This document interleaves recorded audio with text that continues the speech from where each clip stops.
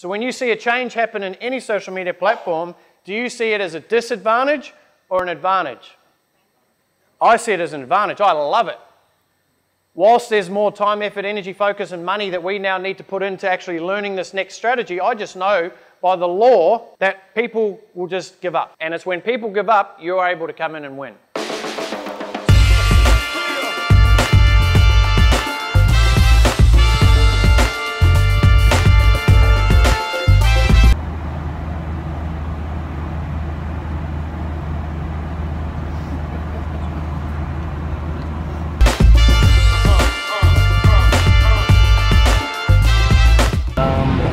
Raise it to 3 million, please. Yep. Hold until we hit 10 million today. Just a quick call to my financial investor, Warren. He's currently on Wall Street at the moment, just trading some of my spare change. Bitcoin. Scariest plane trip was. Actually, it was probably the only trip where I've ever thought that I was literally going to die. It was from Brunei to Dubai. You're probably wondering what was I doing from Brunei to Dubai, but that's another story in itself. It literally felt like I was on the Superman roller coaster at Movie World. The turbulence was something like I've never experienced. I've been on hundreds of flights and I've never experienced turbulence like that. Literally felt like we'd almost driven off cliffs and dropped. That's how big it felt. I should have noticed the warning signs when we hopped on the plane. So we hopped on the plane and there was no TV screens working to start with, and the lights in the cabin were sort of like dimming on and off, and when they did their safety briefing to take off, it was all done in Arabic, and me and my mate were looking at each other like freaking out, but we made it to tell the story.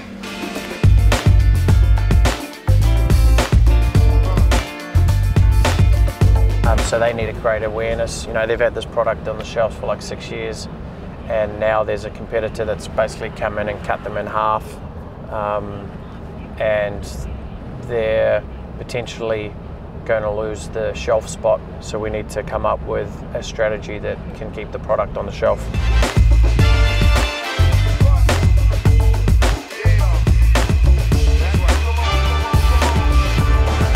Fucking hell, how big is this joint?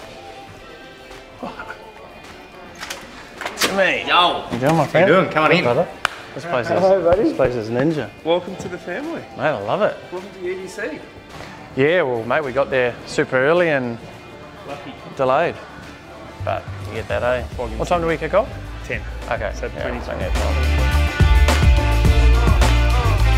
I've changed, I added in my bio.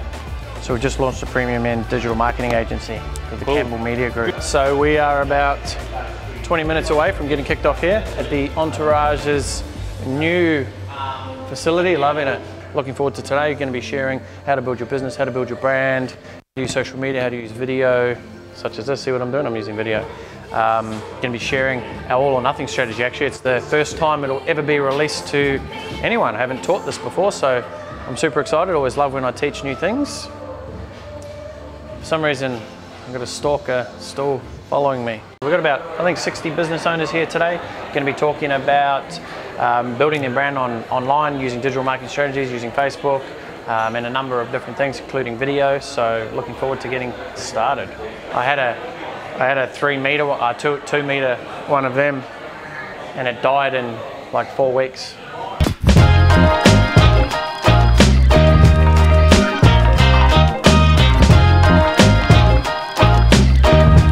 One thing you're going to know from me is that there's not just one part, right? I almost see it like a swimming pool. You know, there's like 8 lanes going down that way. I always say stay in your own lane. And what I mean by that is don't be in the middle lane and start swimming across the pool. What I mean is you can be swimming in 8 lanes at the same time, but as long as you're moving forward. The Achilles heel with Facebook is it's so easy to see if something works. Like you can put a post up and see if it works within minutes. And with that being the case, people just sit there and keep trying and trying and trying things instead of going back and building the actual foundation. It's like repetitively trying to build a house on the foundation of quicksand. You build it, as soon as you build it, it sinks back down. You're like, oh, go build it again. instead of spending the time, the energy, the effort in the foundation work that's going to lay the platform for your business moving forward. Money is only an objection to your customer if they don't see enough value in it. Because if I said to you, look, I've got a house down here on the harbour, it's $5 million, it's worth $5 million, I just bought it last week for $5 million, but I want to sell it to you for $1 million, who here would do their utter best to try and buy that off me? The reality is how many of you actually who put your hand up have $1 million cash sitting in the bank right now? And a majority of you would probably be thinking, I don't even know how I would even come up with $1 million. But I'll tell you what, if there was a $4 million potential return, I would move heaven and earth. I would door knock every single business in this street and work up some sort of deal, right? So it's always important to know that what the actual objection is, but the underlying reasons of those objections, because your clients are going to have objections. Maybe some of them are going to have time and money. Money is generally one of the biggest objections. It's the easiest to throw out for people. It's like, I can't afford it.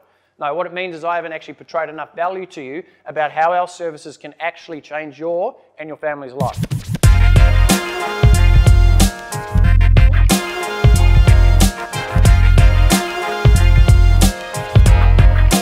I love working with couples and creating a marriage that's gone shit.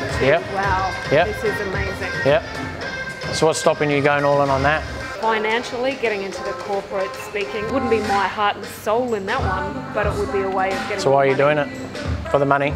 Yeah. Do you not believe you could make money with couples? You know how much a divorce is? It's basically half of whatever's there on the table, right? If not even more. Yeah, more, yeah, for some cases. Again, I'm challenging you on it because I know that sometimes we make decisions for a specific reason that isn't really congruent to what we really want to be doing. If that's not congruent to what I want, that's... Nah, of course it's just for, I want to do some keynotes and get paid. Now there's nothing wrong with that.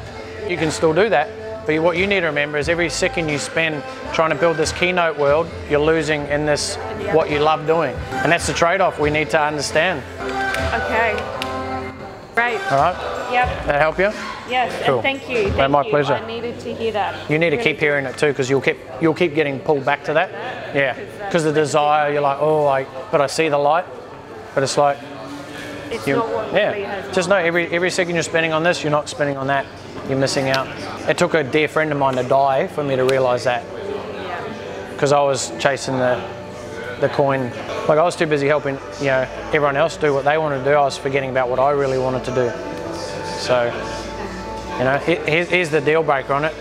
If you continue the path you're going, if you've only got 5 years left to live, so now you know if you go down that other path, you're just cheating yourself and you're cheating every single couple that you know you could help. I spoke to you about what my main audience is, which is middle-aged female.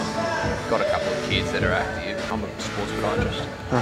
So I want their kids to come into Australia. What you need to look at is every time there's the female or that avatar comes in, you need to have signage, you need to have information, you need to educate them on why kids need to be fixed up from day one. Have a picture of an average adult spine on the wall and go, look, this is the difference between that and a kid who's actually being treated, etc. It's like hit the fears of the parent. If the parent doesn't want their kids to have to go through that. Do we want to hit fears? Is that a good thing? Of course you do.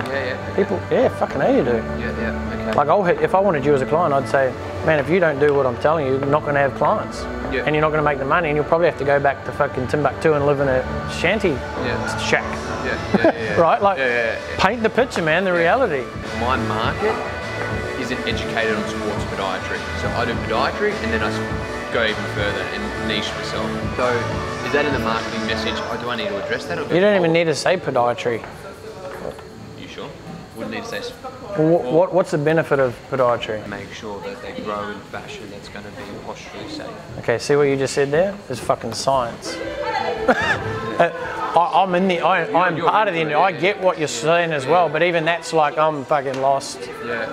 You need to talk to the market's language, vocabulary. Crooked spine, wheelchair by 50, can't play sports. I mean, like, there's so many things you can do. Who here actually had a bit of fun doing that? There they are. So I'm going to thank each and every one of you for tuning in. If you're not yet subscribed to our daily vlog, where it is the behind the scenes of me running multiple businesses where I share my best strategies for free, you need to write the word vlog in the comments below and I'll send you a direct link, okay? Thank you very much, and everyone say goodbye. Bye. So there's no turning around now? Yeah, if I can borrow a spotlight from the cops. Spotlight from the cops? Yeah. I reckon you'd be able to fit down the side there. The classical beats on too. Yeah, it's quite an intense soundtrack. So, it's just, we're in a dark tunnel and there's this music on.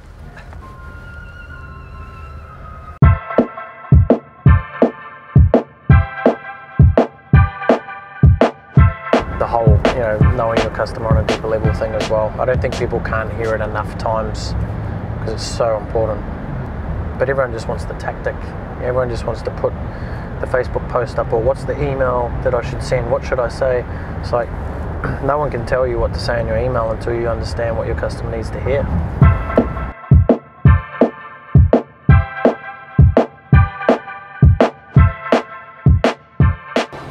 Thank you. I haven't had a cold beer in ages. I think beer is one of those things that should be earned and appreciated. Not like, let's go and drink a box of beers on Friday night. Unless you've earned it or you appreciate it. Like, if you had to pick only one time where you could enjoy a cold beer, for me, it was after mowing the lawns. Like on a hot day, you mow the lawns, you've got grass and shit everywhere. You've earned a beer. You've earned a cold beer. And you're not drinking to get smashed, you're drinking to have a nice drink. It was good. It was a good day. I really do enjoy going to the Entourage. They always attract a good group of people, quality people, people that I know appreciate what is taught. What is this? Game. Favourite chip, actually, if I'm being honest. Bro, aren't we meant to be going to the gym in the mornings? Yeah, what's that got to do with this bag of chips that I'm about to consume? What? My eyebrows go up. Huh? When I eat. Watch my eyebrows. Try and do it without. Not you, man. My show, not yours. Get up, sorry. Lock yourself out. I'll censor this.